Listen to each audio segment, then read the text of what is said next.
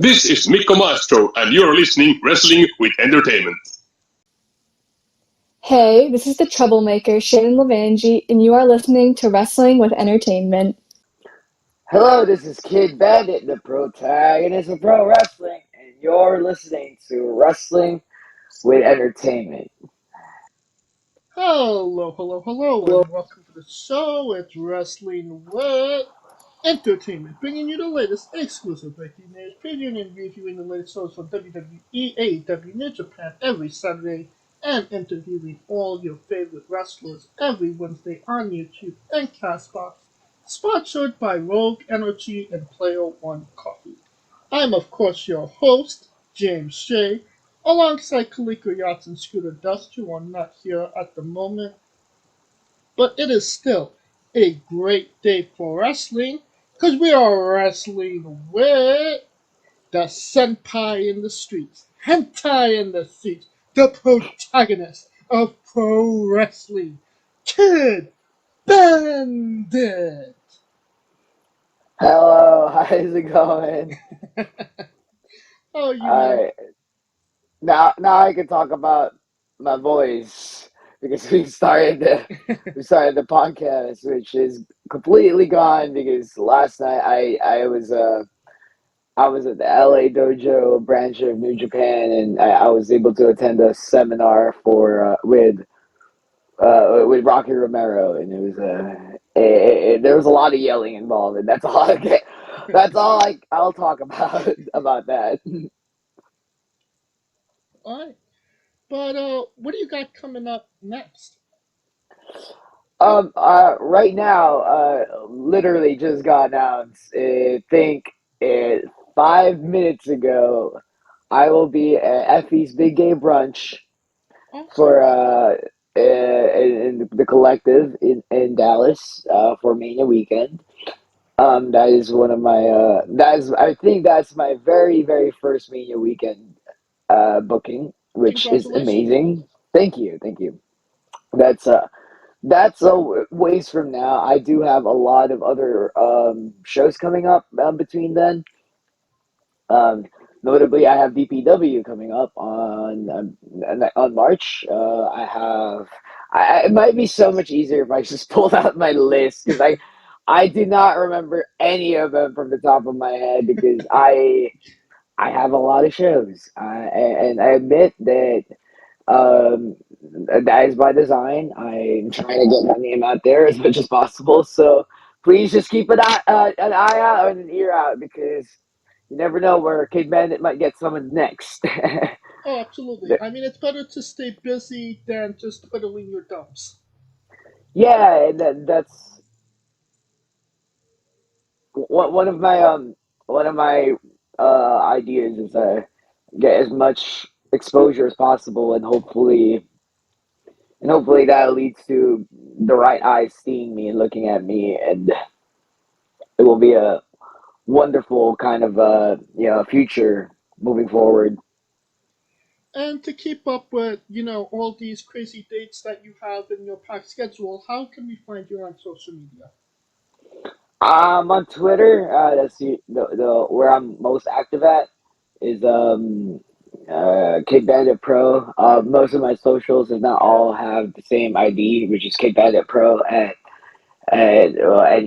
Twitter, Facebook, Instagram, TikTok, all gonna be on the same uniform handle. Alright, and you got merchandise? I have a pro wrestling tees store that I haven't really updated much anymore. Outside of that, outside of that, it's I mostly have started using What a Maneuver for my my merchandise. Alright. And you don't even have to throw that into your Google machine. All of those links will be in the description below, but on YouTube and Castbox. Simply click the link. Yes. Alright. You mentioned, you was at New Japan, the other day. Are I we think that was last night, actually. Was it? Yeah, that was last night. are we going to see some Kid Bandit on New Japan TV soon? Question That would be mark. nice. That would be nice. I can't say. Not being secretive even. As like I don't know what they thought about me yet. I mean, even if I did know, I think with the nature of New Japan, they prefer if I didn't speak much on it.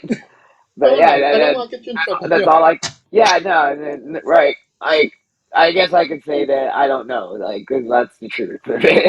I would hope it will happen. That would be amazing if it does. It would be something I'd appreciate if it's the opportunity. I'm always going to be appreciative of any opportunities that come my way, including including New Japan, because it is one of the biggest platforms in pro wrestling in the world. You know.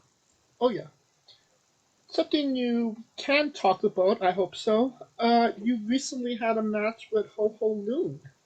Can you tell us Yes. about that experience and how that came about? Uh. So Ho Ho, I believe he had a couple of dates in America when he was touring in America, and he decided to work for Deadlock, DPW, which is one of my home promotions. And everything, I did. I don't know if it factored into what happened, but I remember seeing Ho Ho post on social media that he had dates in America. I said I would love to wrestle Ho Ho Lin, and somehow some way it materialized, So, but I don't know if that was because of me putting it out in the universe or if it's just how it is, Like maybe they had that plan from the Deadlock Boys had it planned to begin with, way before I made any kind of comment or whatsoever. So yeah, but that is how I'm viewing it for now. Hey, Until they tell me differently. and how'd you feel actually having a match? Oh, it was surreal. It was like, okay, so I meet him, we're talking and stuff, and it really occurred to me that like Ho Ho Lun used to work for the WWE, and I'm about to wrestle someone from the WWE right now, and it's pretty absurd because like considering the fact that I have only been really wrestling for realistically at that point it was 4 months. Wow. I've only been I think either 4 or 5. Like it was around that. I haven't even been wrestling for half a year, and I'm lucky to get these opportunities. It's pretty cool, but that was what was going through my head was like a match with the whole, and not only is a gateway to the Asia scene, like Singapore, Southeast Asia, where he is a prominent figure. Dragon Gate, even because he is a member of the Dragon Gate roster. Like all this stuff, like it opened up so many avenues, and I really wanted to do good because um, as as much as wrestling him was an opportunity to get my name out there and to show the world I can go, it was also a valuable networking opportunity because in the world of wrestling, that's really how you. That's real. It's a word of mouth business, honestly, Right. and it's in more ways than one. Is that like you want to market yourself out there? Sure, great, but like you promoting yourself is half the battle. The other half will be like other people vouching for you. And if I can get a good match with Ho Ho Lun, which it isn't hard because Ho Ho is a great wrestler. Um, I do think that he would vouch for me when I decide to expand in the Southeast Asia market, and that would be amazing once it pays off. And I mean, even just talking about New Japan, is the Asian market something you're thinking about venturing out into? Even I believe you're 8 or 9 months into your career already. Yeah, so I'm approaching in 5 days will be my 8th month, which is incredible. Next Sunday. So, yeah, absolutely. I want to expand. I grew up in the Philippines. I recently talked about that earlier this week, where I'm from the Philippines. I would love nothing more than to go back to my home country and wrestle there from my family members who were in town. Uh, yeah. All right. Now, correct me if I'm wrong, but you have a martial arts background. Sort of. Sort of. Oh, okay. So, how does having a martial arts background, how does that help you in your pro wrestling, and how does that hinder you? Can you say that again? I couldn't hear you. Could you tell me how having a martial arts background helps you in pro wrestling, and how it also hinders you? Uh, I mean, I can't really talk about it from my because I don't have that. Uh, I don't have as much of a martial arts background as most people who rely on it, like say Shayna Baszler or Ronda Rousey. Right. Um, yeah, I would say it does. It can be beneficial, especially for like the amateur wrestling background. Like I think, like yeah, I was just staying with Robert Martyr. Robert Martyr has an extensive amount of catch wrestling backgrounds that he utilizes in his matches. And because of the nature of pro wrestling itself, you're like, yeah, it definitely helps that he has the amateur background. Um, Right. yeah, with like striking, yeah, I mean, absolutely, like because as most people who does martial arts know, that striking has a lot of elements of control. You don't want to throw punches and kicks willy nilly and just. Oh yeah. Oh, I gotcha. Now, you was on PWI's top Hello, 200. Huh? can you still hear me? Yeah, I can hear you. Yeah, yeah. You started talking about something else. Oh no, was you? Did I cut you off? I apologize. All good. Okay. You was on PWI's top 200 LGBT wrestlers list. You was ranked 144. Can you tell us what it means to you to be on that list? Um. So is that the QWI list that you were talking about? Sorry, you're cutting off Yeah, from my end. PWI's top 200 LGBTQ wrestlers list.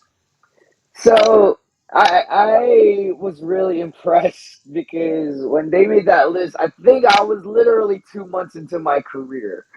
You know, I I was really really shocked that there was a discussion with me in there. I was like, whoa, like y'all talking about me? That's pretty cool. You know, um, that meant a lot because like that just meant I was recognized. It meant like I meant I had a name value enough. At the time. Now it's kind of like like I guess one of the highlights of my time in New Japan seminar last night was Rocky Romero. Kind of had an idea who I was, which is crazy to me because Rocky Romero was one of the first people I started watching outside of the WWE. When I started expanding my wrestling knowledge. So it definitely meant that it was gratifying. It was very, very gratifying. I believe it might be, I'm not quite sure if it was for the same people, but I did win the Rookie of the Year award, which is insane because for the same reason, it was very surprising that they even know about me, Right. And the does it kind of feel like, getting those awards and getting those accolades kind of tell you, you're on the right track and you're on the right path? Uh, I want to say yes because like part of my goal in wrestling was always to show that I'm very very innovative and and I really had a very different approach to wrestling. It was weird. I wanted to showcase my I wanted to really showcase my ability, my innovation, but you know, I I think a lot of people typecast me more as a clown gimmick wrestler.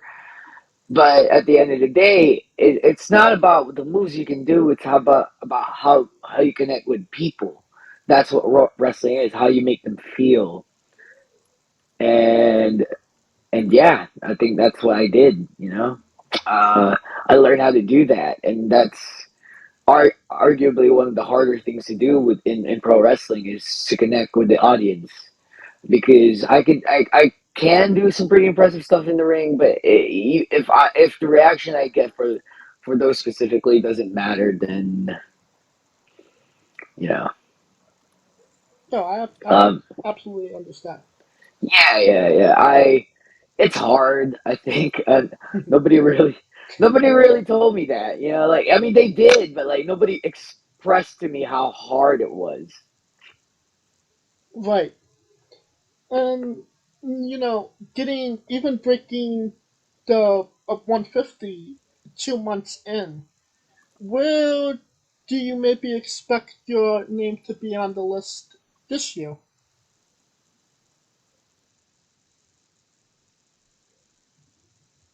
Hello? I'm conflicted because I want to be put higher, but it's also one of those like I really want more people to like get spotlighted.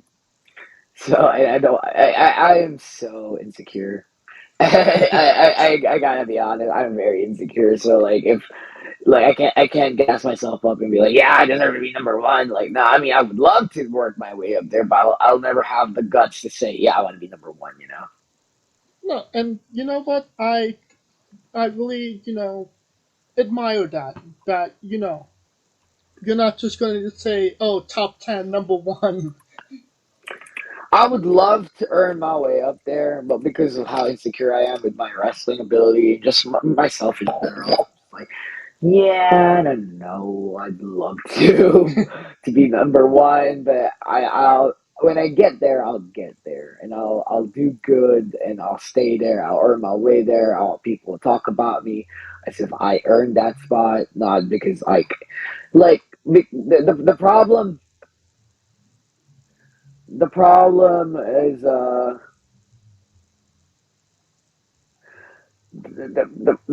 problem I think with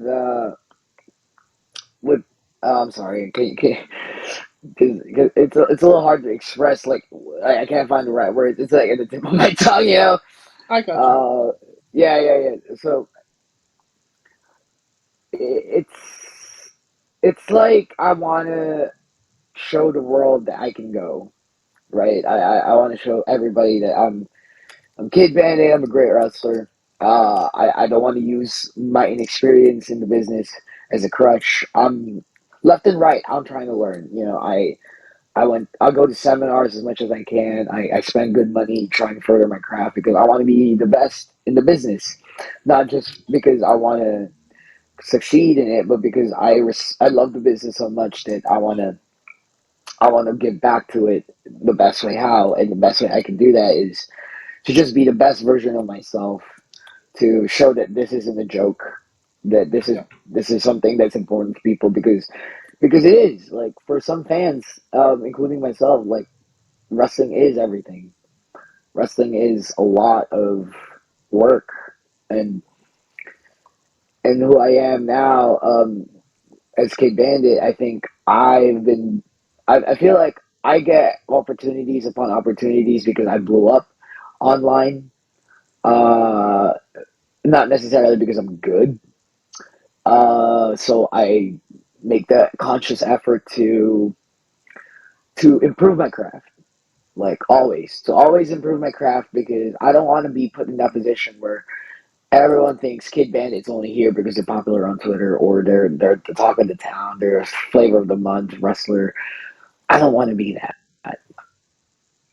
So what I'm kind of sensing is Sorry. that, even though, you're getting these opportunities because you have a big presence on social media, it's still a struggle to prove yourself. Like, I can go in the ring. I'm not just, words on Twitter. Yeah, absolutely, absolutely. Because like I will use Twitter for my benefit. I am not ashamed for that. I get booked off my presence off Twitter. Um, I do that.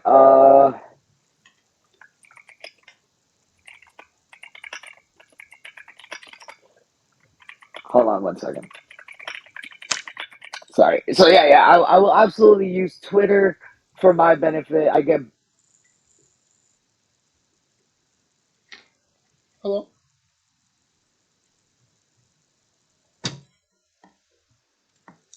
Sorry about this because my phone is like it closes the app and every time the app closes it like turns off. Yeah, you have to just keep the the screen from blocking out. Yeah. And I'm on low power mode. So anyway, yeah. So I'm working. Ah, jeez, I'm sorry. My notifications are on, so it's like It's like messing with everything. I got you. So No problem. so I'm going about this in such a roundabout way because we keep getting interrupted, right? So let me get this out of the way. Um, I yes, I will use social media to succeed to benefit my career, um, and I will talk about my ideals and my values and put over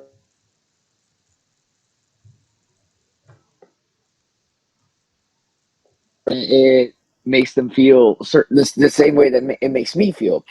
And yeah, outside of that, I think one of the biggest issues I've had to face is, like I said, like you aptly pointed out, um, if people see Kid Bandit getting opportunities right now, they'll think that they're only getting it because of their social media presence. It's unfortunately very, very difficult in the indies. And the more you succeed, the more you realize that people will find the things to to to put down on you. Right. You know, like they will find things to make you. They will find things to bring you down for, and it's unfortunate. It's so because at the end of the day, I think that everybody thinks everyone's gunning for one position at the top. I don't think that's the case. I think everybody has their own roles to fill, Right. and I don't know. I don't think that there is a room for toxicity for all of us in this business because it's such a hard business.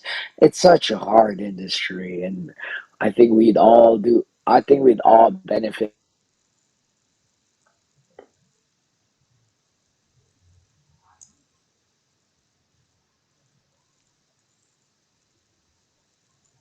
Hello? Can you hear me? Cutting out. Okay, go. All right. Now I don't remember what we were discussing. We was talking about, that Twitter could be, even though it's a great way to get yourself exposed, it also seems like it's also, you know, it could be the bane of your existence sometimes as an indie wrestler. Honestly, I don't. I mean, in my case, because I feel like that's only a case if you're controversial. Like if you have like something stupid to say, then or like or you're a flat earther or something. Like, yeah, absolutely. Twitter will be the bane of your existence if you just don't know how to manage yourself, or you just have such a negative like outlook on life, and you decide to express that to everybody for the whole world to see. Yeah, absolutely, you're terrible. And at that point, yeah, it should be the bane of your existence because you are the bane of society's existence. You know what I'm saying? Right. But but as far as like, is it a detriment for indie wrestlers? No, because yeah, I'm complaining about it now. Like, yeah, oh my gosh, like people don't take me seriously. But I'd rather people like I'd rather have to prove that I'm a good wrestler than like not even have the opportunity to prove that. And I think I owe that to like how I handle social media. Is that like, okay, like I'm like the least of my complaints right now is to prove to the world that I can go. Some people don't ever even get that like spotlight, like the spotlight's on me, and I'm great. I am absolutely grateful that I have the spotlight, because people would be doing this business for years, and they would not get even close to how much I success I have enjoyed. And that to me is what's important. Yeah. And you were like, before we got cut off for a moment, you were saying like there's room for the top at the top for everybody, and everybody has their place Yeah, in pro wrestling. yeah. Like if you really look at it, like John Cena filled the role only John Cena could fill. In the same way that Roman Reigns only fills the role only he can fill. In the same way that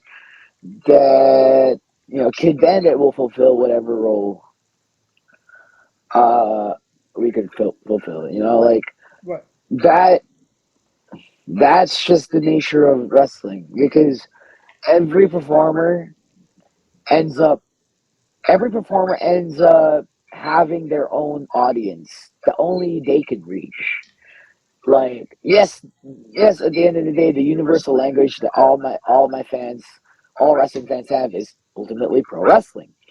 But outside of that, like, what does Kid Bandit reach with from people? Anime, video games, the geek culture, or the weight loss journey, or the transition journey. Like, that is what I connect with people with. And I actually had a pretty candid talk with Robert Martyr about this earlier. Is that, like, he was basically pointing out that like people don't like Kid Bandit the character, like Kid Bandit the human being, and that's it. Like, when they had a really good way of putting it into words that I don't think I could replicate. But that's so that's how I look at it now. That's pretty cool. That's good. All right. Now let's get to another topic. Could you tell us about your tag team partner from the highlight, Ishmael Vaughn, and what's a pet peeve from him that you just don't understand? A pet peeve that I don't understand from Ish. Yes. Uh, he's pretty good. I guess I don't understand how he could like eat so much. I do. Okay, so I actually do understand, because he weighs twice as much as me. So whenever we go out to get like food on the road, he would order like a lot of food, and I'm like ordering like I'm barely finishing half the portions in mine, and he's like eating the entire menu. And then like the best part is like he's in phenomenal shape. So I understand why he needs all that food, because like he is a bigger person.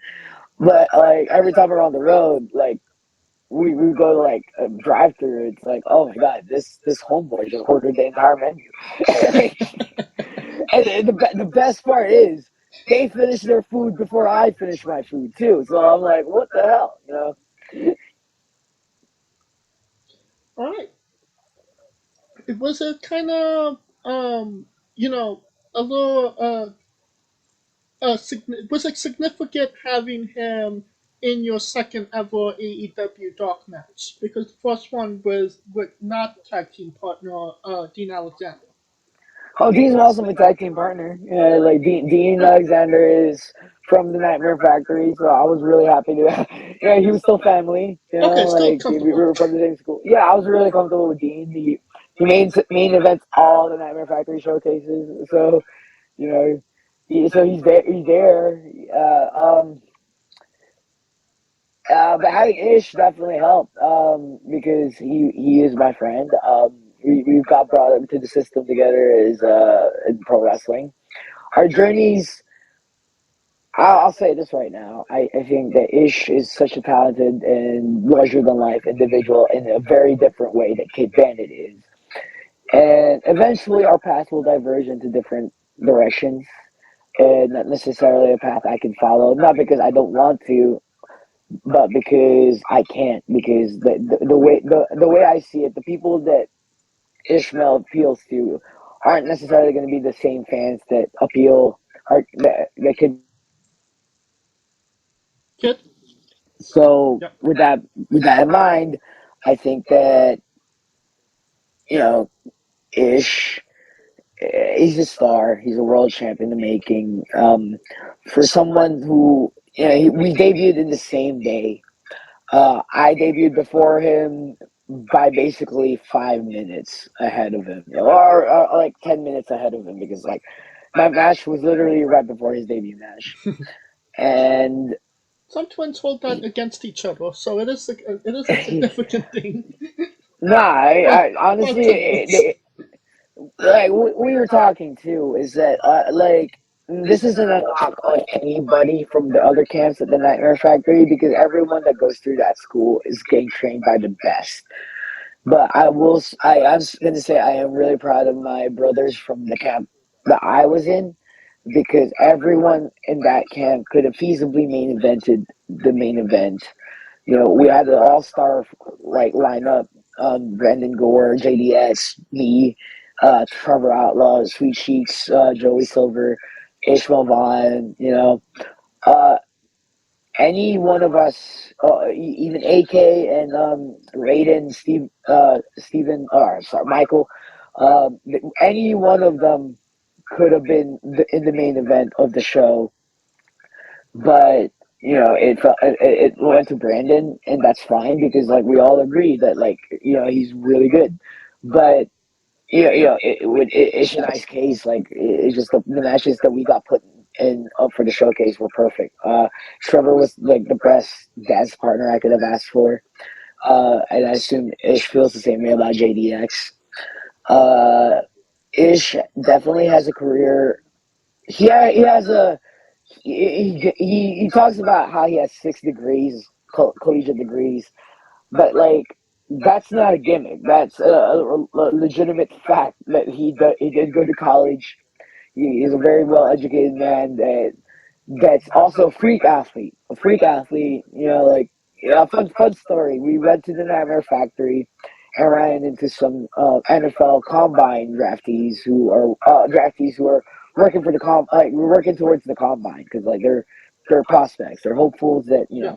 and they saw Ish and they assumed that he was one of them because he fits their bill. So I definitely think that he has a future. It does break my heart to know that one day he will find his niche, and I can't follow that niche because, well, like I don't think his fans will be my fans as well. They'll. But I am glad that I share the journey with him, regardless, because, like I said, like he is a phenomenal person, phenomenal athlete, and great at like what they do. And I mean, down the line when you're both two mega stars, I think some people will pop if you have that, that mega powers, long belated handshake again and reunite. Yeah, and yeah, that's always like like you'd be surprised like some tag partners in wrestling aren't even friends or they're not even close. They just Right. work well together. Some wrestlers are bestest of friends, and you would never have guessed. Like Adam Cole and Kevin Owens or Kevin Steen, like like you'd be surprised how close they are with each other because of their time in the Indies. But to see them almost never interact in WWE, like it's kind of weird, Right. because they're both in the same company. They just never talk. Now, going back to your AEW Dark match, the first one. What did it mean to you to be in the ring with Fuego Dos? Oh, I hate Fuego Dos. Are you kidding me? Fuego Dos? More like Fuego Los, you know? Nah, I hate Fuego Dos. Like, it's all, like, Fuego del Sol, great. I have nothing against Fuego del Sol. But Fuego Dos pretends to be Cody Rhodes, and I don't like it. Yeah, he's not Cody Rhodes. How dare he get the Cody Rhodes tattoos? That Yeah. He tried to like look like I mean, I can't blame him. He wanted to be like Cody Rhodes. Everybody should aspire to be like Cody Rhodes, But yeah, Fuego Dos, no bueno. yeah. I mean, if you don't have the that tattoo on the neck, you're already winning in life. I mean, I don't know. Like, everybody gives Cody Rhodes like such a hard time for his tattoo in the neck, but it's not even that bad. Like, like, dude, like there's people in the world that have tattoos of swastikas, like, and Cody got a tattoo of his like logo. That's fine. Like, And yes, I respect that he got that logo tattoo. But I mean, would you get a tattoo on your neck that was that big? I mean, if it meant the world to me, why not? Like I know one of the reasons why he did that was because he wanted to show that he was going all in. No, no. He was going all in with his brand. Um, as someone who I want to advocate for, like, do whatever you want with your body as long as it's not harmful, like, and be free of judgment from it. Like, yeah, it was a meme. It was a really weird meme that like everybody kind of like looked at and said, that's pretty funny, But ultimately, at the end of the day, like that's their prerogative and that's their body, and they absolutely are free to do whatever they want with it, Like much like how I am free with pursuing whatever I want to do with my own body. Right. No, it seemed like just checking out your Twitter, like the Cody leaving AEW kind of hit you a little hard. Yeah, I mean, yeah, it did. It did. There's not much I can say about that. It hit hard, but I'm excited for wherever they go next because they're a big money draw. They're a big money draw. There's no other way to put it. Oh, absolutely. He's whatever he does, it's gonna be okay. He's gonna be okay. Yeah. Now, one thing that I was very interested in asking you about is your move set. You have a move that is essentially a one-wing angel into an Uchigaroshi. How did Yes. you come? Did you come up with that? Was that something? Yeah. Okay, explain. My whole thought process with a lot of the moves I come up with are what are something cool I like, what are some good stuff I enjoy. How do I make it different, and how do I make it my own, and how do I, or in that move's case, how do I combine it with another move I enjoy? You know? That's awesome. And does the names?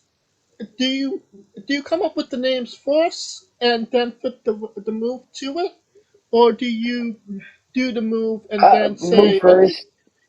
Yeah, it's always the move first, then the name. Sometimes naming something is the hardest part because like it's like what do I do? Like what do I name this thing? Like I do the metronome feint kick, which is a double kick.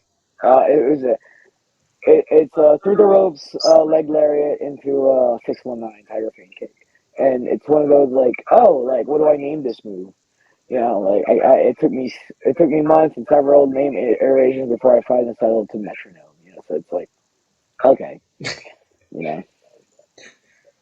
And you have one move called the Shigan, yeah, the Shigan, the Naruto move, the Shigana run, Oh, I'm sorry. Can you say that again? the Shigan run.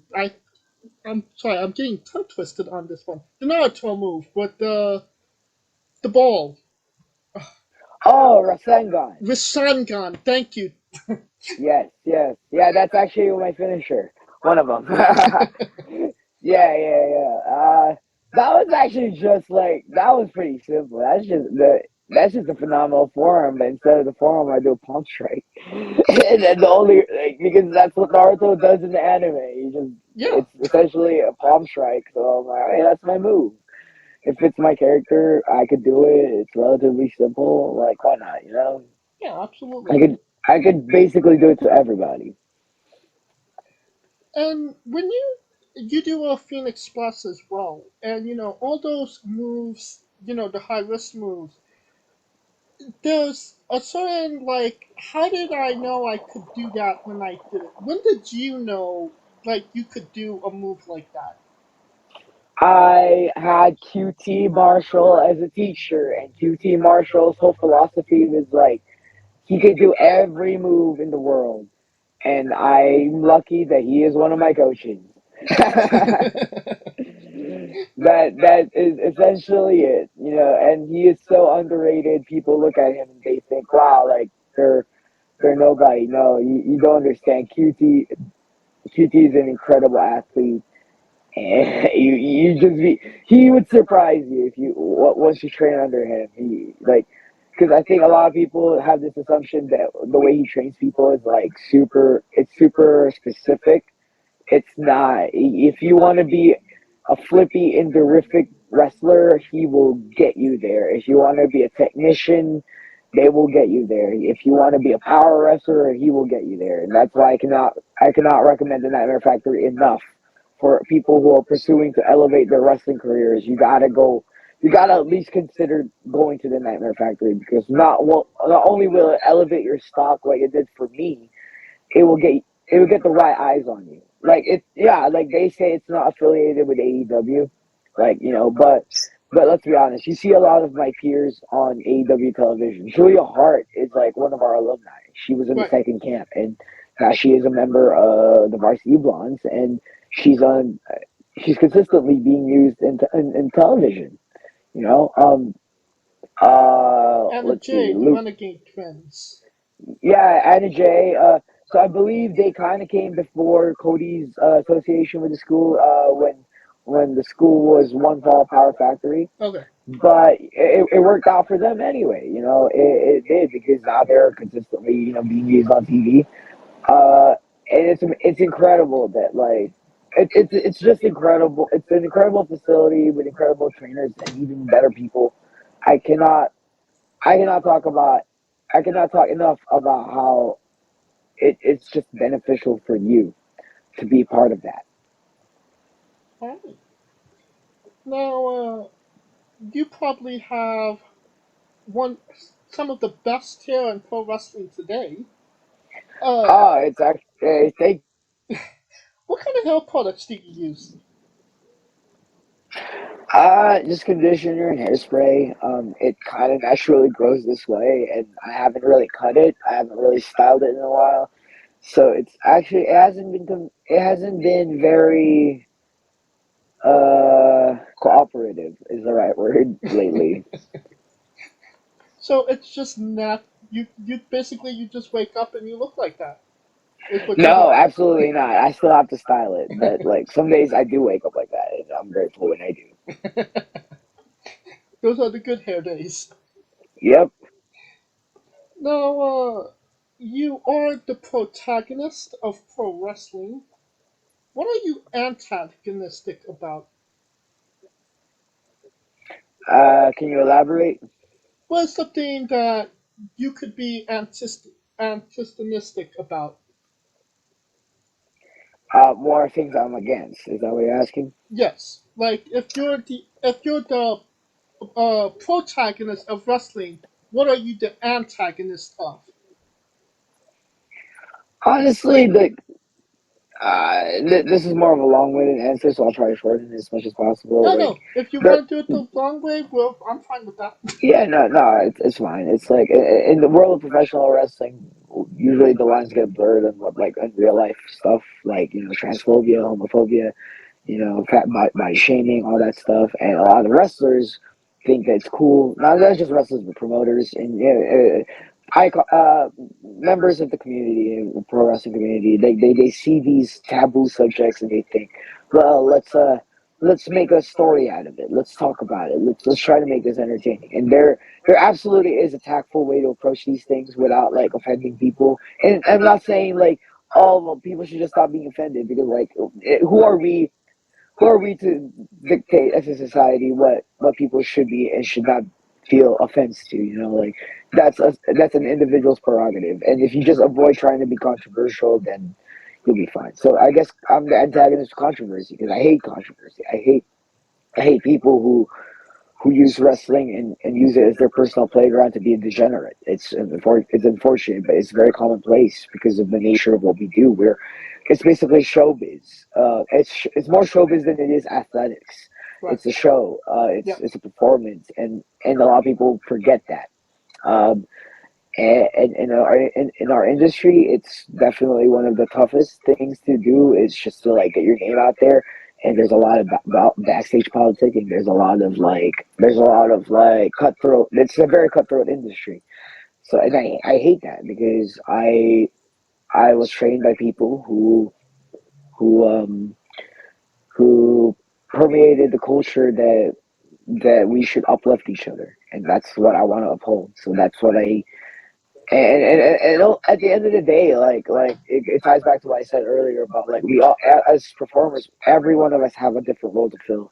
The fans that I make aren't necessarily going to be like the fans that Malachi Black has. They might hate me, they might adore me. I don't know. I don't know the crossover. Like there's people who like Kenny Omega because of the anime stuff. They'll probably like Kid Bandit as well. But in the same vein, they might not like Kid Bandit because they're not built like Kenny Omega. Or maybe they're homophobic. God forbid. Or Right. so. There you go. All right. Well, you just brought it up, and you've brought it up a couple times in this interview. Well, what animes are you currently watching? Right now, I want to say I'm in the middle of watching Soul Eater with my partner.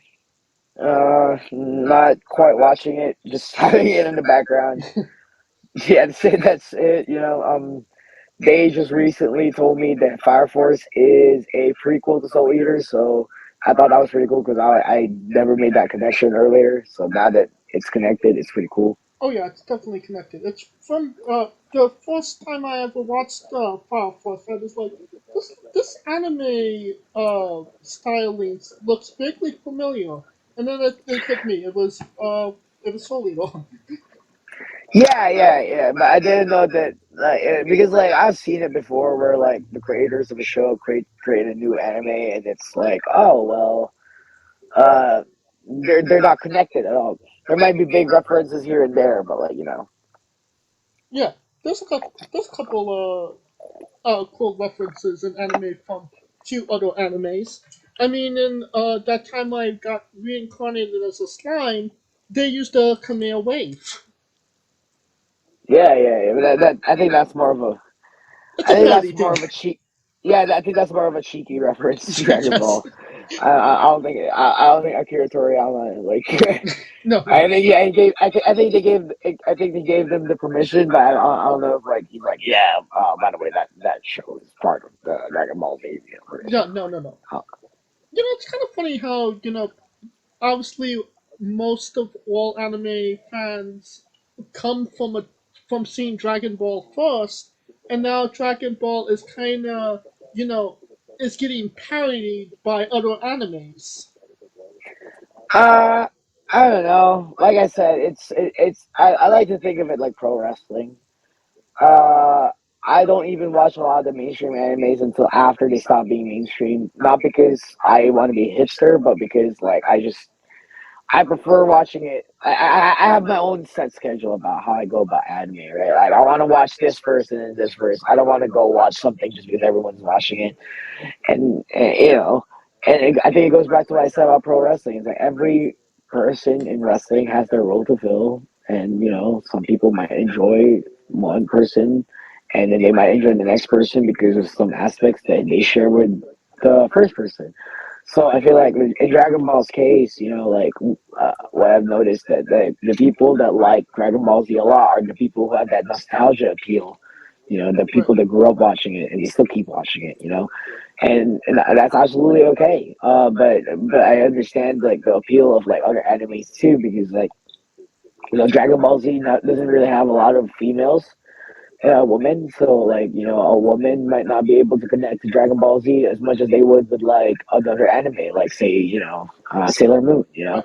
And that's okay because like I said, like art exists to connect with you. And if it doesn't connect with you, it might connect with someone else.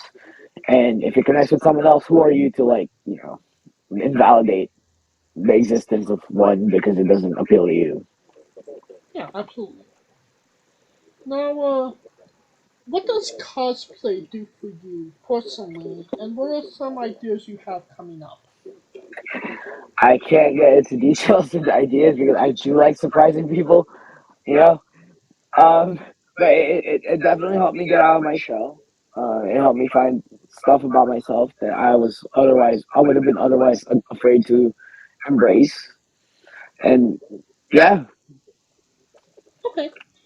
Well, let me rephrase the what you got coming up question. What is one that you've had your eye on, but for time constraints, financial constraints, etc., you're just not able to do that you do want to do?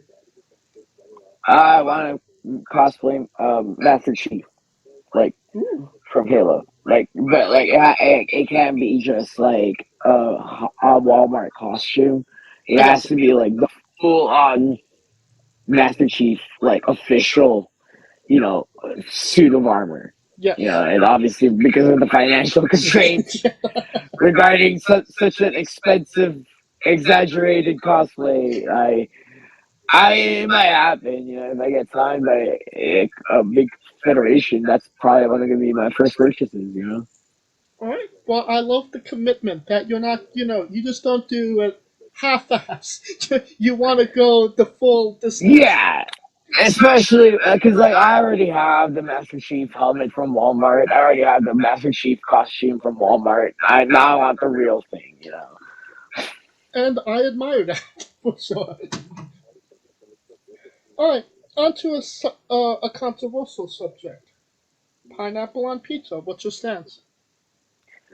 You know, I personally like it. I understand why others won't like it, and that's okay. I like it because I grew up in a tropical country, and we had a lot of pineapples. And it doesn't even. It's a weird. Yeah, It's a weird thing to put in a pizza, but I've had pineapple on the burger before, and it was pretty okay. So Hmm, like that's interesting. it.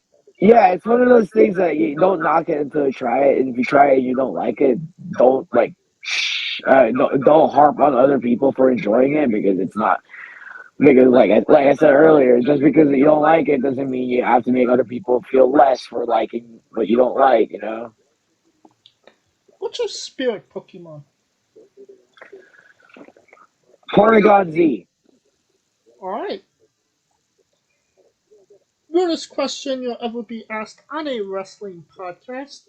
Would you ever consider wrestling a Raw? Not Dwayne Johnson, not the country, in actual Raw. Alright, so I have a really long-winded answer for that, and this is gonna be funny, but there is a saying in wrestling that if you're a good wrestler, you could wrestle a broom and make it entertaining. And it's called the Broom Room, and that's pretty cool, right? That's Yes. pretty cool if you could wrestle because like Kota Ibushi did that. They wrestled like a blow up doll, Yes. and it was very very very entertaining.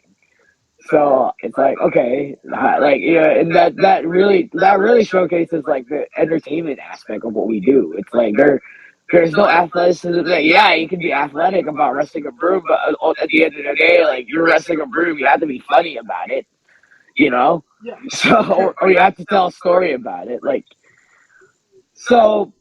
You know, when you wrestle a broom, how you make it fun, right? And that's one of the things that we do as wrestlers is, you know, so in the same vein, when I wrestle a rock, yeah, because Kota Ibushi wrestled Blow Up Doll, it's like one of the most viral things in the world. So like, so if I could wrestle a rock and find a way to make it amazing and entertaining, then sure, absolutely. And to add to that, like I noticed that a lot of the wrestlers in the indies, man, they don't want to wrestle people who are beneath them. They only want to wrestle people that would elevate them or that would carry the matches for them. And that's fine because that only makes you grow as a talent. But in my opinion, if you if you really want to get good as a wrestler, you would wrestle. Good. Can you hear me? Hello, hello, hello. Yeah, yeah. Yeah. So obviously, avoid the controversial figures. You know, avoid racists and sexists, rapists. I guess you know, like you want to avoid those people. But like, if Just you in want to life, be not better, just in wrestling. yeah, it doesn't. Yeah, it doesn't general avoid those people, right? But But if you want to get better in wrestling, you want to be able to wrestle people who are beneath you just as much as you want to wrestle people who will elevate your stock. Because wrestling people who you deem are beneath you not only improves your ability as a wrestler in terms of like how confident you are, because at the end of the day, if you're wrestling someone who you believe is beneath you, then it'll be on you as your job to elevate them. You know, that will teach you how to be in control. That will teach you like not to rely on other people to like do stuff for you. And at the end of the day, that makes the whole entire your entire arsenal better. You know, and this is just coming from the perspective of someone new in wrestling, but has been a mentor in other aspects of things. Like, you know, I used to teach people how to do graphics design and stuff. So I understand how it is to approach everybody in a different aspect. And one of the things I've always harped on back then is that like if you want to get better, you're not gonna only do easy commissions. You're gonna do hard commissions too, and vice versa. You're like there's gonna be days where you're taking big commissions, but you're gonna want to take the small commissions too because the small commissions like improve your basics. You know, Right. like so in the same vein, if you wrestle someone who you think is beneath you, it's going to force you to dumb down a lot of your stuff. You're going to be forced to rely on the basics, and hopefully the person that you're wrestling knows the basics. If they don't, then you'll have to get really creative. So it's a different kind of challenge in its own right, and it doesn't necessarily have to be a bad thing. Because if you can figure it out, you can figure it out, All right. and that And just makes you better. just for context, there's this wrestler named Psycho Mike that wrestled in actual rock for over 15 minutes in what was called a Tungsten Man match, an Iron Man match that lasted for 2 weeks. It's pretty incredible. Did you win? He did not. Oh, It was a tie, yeah. 319 to 319. That's one hell of a rock. Well, he's not the champion for nothing. Yeah. We love Tracys Photos on the show. Do you know the acronym for Doug? THUG. I'm sorry, what? The acronym for Doug. THUG. Tony Hawk's Underground. Tony Hawk. Oh wow, we have. Okay, not, that's not accurate, but I appreciate the guess. Yeah, that's what Thug is to me. Tony Hawk's Underground. Okay, well the actual acronym is T is for terrible, H is for hell, U is for ugly, and G is for jail, cause a dog can't spell. Oh, okay. I wouldn't know. I'm sorry. No worries. Just trying to keep the memory of Tracy Smothers alive. Yeah, I never had the pleasure of meeting them. Unfortunately, I've heard good things, but he's definitely somebody I wish I had met in my life for sure. of course. All right, it's time for the colossal question. You're they decide to make a movie about Kid Bandit. Um, every movie has a soundtrack. What would be the first three songs on the Kid Bandit movie soundtrack up to this point? I'm sorry, what? Can you repeat the question? What three songs best describe your wrestling career to this point? Cody Rhodes' theme song. Which Cody one? Rhodes' themes. All of them. Yeah, let's go with all of them. It's gonna be the Smoke and Mirrors one, and it's gonna be Kingdom, and it's gonna be the Stardust theme song as well. That'll be it. Wow. Okay. No, but to answer that completely, song one, I want to put down uh, My Curse, My Kill Switch Engage. Okay. Song two, let me think. I gotta think of that. I want to think of Enemy by Imagine Dragons. Not one of my favorite bands, but you know, it The is what it Arcane song. is. Huh? The song from Arcane. Yeah, exactly, the Arcane song. Yep. Awesome. And after that, it will be, I want to say,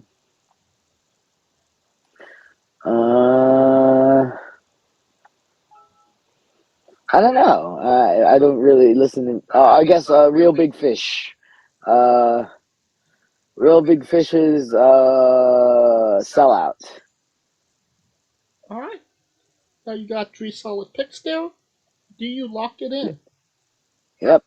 All right. You are locked in. That brings us to our next segment. Kid Bandit's Bizarre Adventure. You're a pro wrestler that goes up and down the roads and weird, crazy, and bizarre things are about to happen. Can you tell us a road story that fits that description? Road Story. Jeez. So I could tell you something else that kind of fits that, and it'll be funny because I am consistently in the road. I am consistently in the road. I am never really in.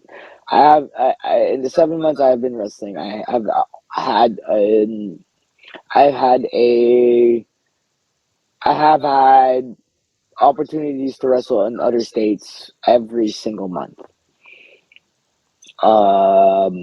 It's insane. It's a blessing. I think a lot of people expect it to be a lot more chaotic than it really is. It's not, because all I do is I stay at the airport and I go on my phone and I read books, or I watch wrestling and study, and that's how I become better. All right. So nothing crazy or bizarre. Um, there are, but I think it's even more bizarre, like in my opinion, to say that, like, despite every crazy bit that I've done in wrestling, the life on the road is actually pretty mundane. It's actually almost boring, to the point where it's bizarre that I would go out and experience all these multiple states and just be bored on the road because there's nothing to do but be on your phone, you know, because I don't have my car with me. I don't have a lot of funds, so I want to save myself. And yeah, I think that's way more bizarre of an experience, you know. I got to admit that you're absolutely right about that. Yeah. All right. On a more serious note, where do you see yourself on in 5 years? Hopefully signed and providing for the people I love. Yeah, that's it. That's really all I want. All right. And what is a match people should go out of their way to see that best shows off what Kid Bandit is all about? Um, it hasn't been uploaded yet, but Jaden versus Kid Bandit was a good one.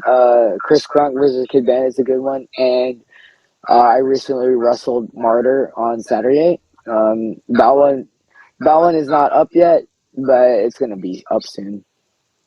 All right.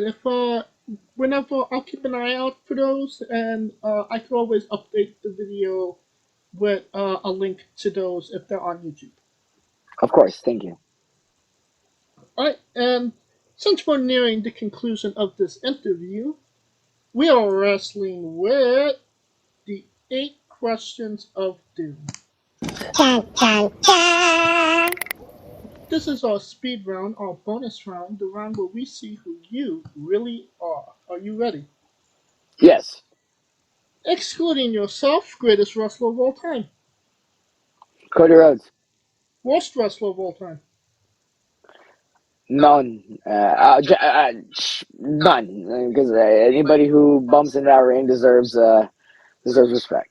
Well, we'll give you the default answer, and you have chosen Eva Marie.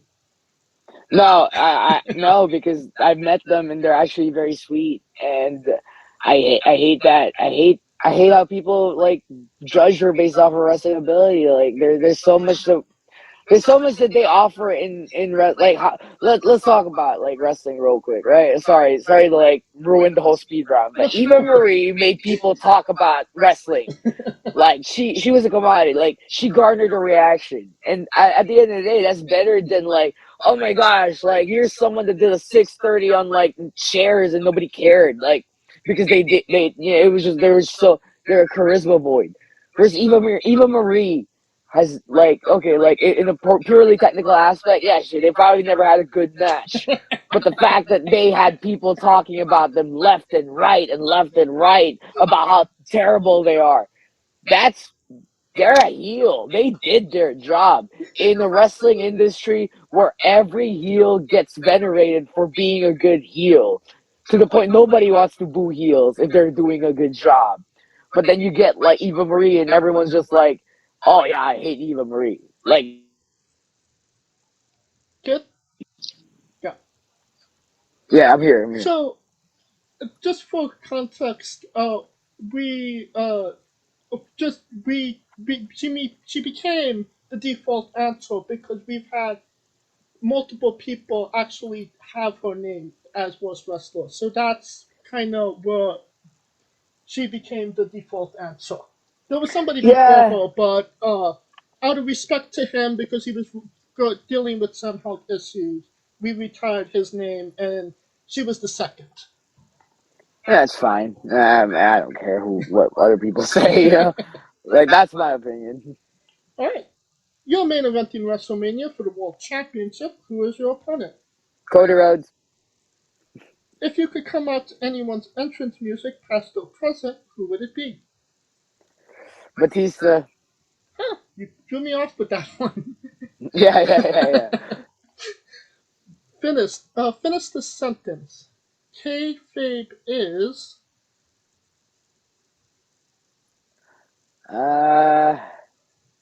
Weird. Kayfabe is weird. I will accept that Yeah. answer. We also would have accepted taste great on toast. Squash, fruit or vegetable? Food.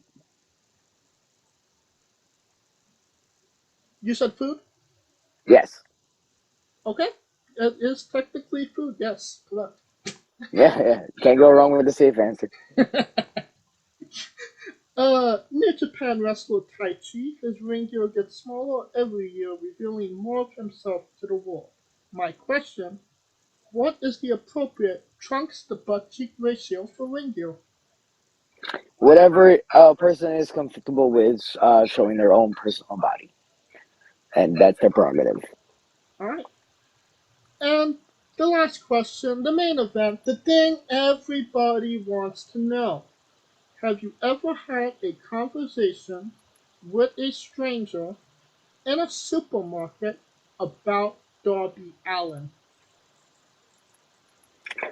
Can't say that I have, no. And that is the correct answer.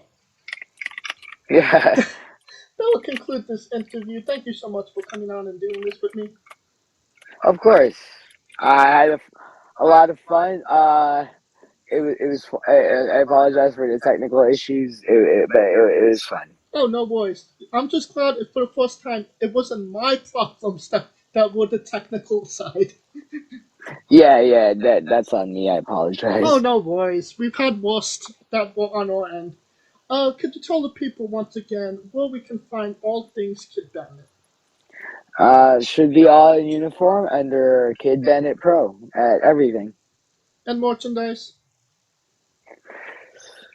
What a maneuver would be the best one to go to. And you also have YouTube as well, correct? Yes. Alright. And merchandise, all his social medias, merchandise, and YouTube page will all be in the description of the video below, both on YouTube and Castbox. Click the link. You've been listening to him for over an hour. Buy a damn shirt. Thank you. I appreciate that. If you like what we're doing, please like, subscribe, comment both on YouTube and Castbox. Join us next Wednesday as we interview Big Juicy. Of course, this and all episodes are sponsored by Rogue Energy and Player One Coffee. Follow the show at Wrestling with Ebro on Twitter and Instagram to keep up with all the latest news and whatnot. You can follow all of us individually as well. I am at JameShay993. You can find Kaliko at I am Kaliko. You can find Scooter Dust at Scooter Dust. And on Nobody Crazy's Ophelia Productions of the Remix, the only live alternative commentary for WWE events coming this WrestleMania, both nights. Join us. Alright, now, kid, when I say wrestling wit, you say entertainment. Got it. For our very special guest, Kid Bandit, Kaliko Yacht, Scooter Dust, I'm James J, and this has been Wrestling Wit. Entertainment. Hey guys, this is Brutal Bob Evans from Hangs with Bob Seminars and TheWrestleLife.com, and you are listening to Wrestling with Entertainment, one of my favorite podcasts in the whole wide world. Hey folks, this is the Colossal Mike Law, and you are listening to Wrestling with Entertainment. Enjoy the show, support these guys. We appreciate it very much. We'll see you at ringside.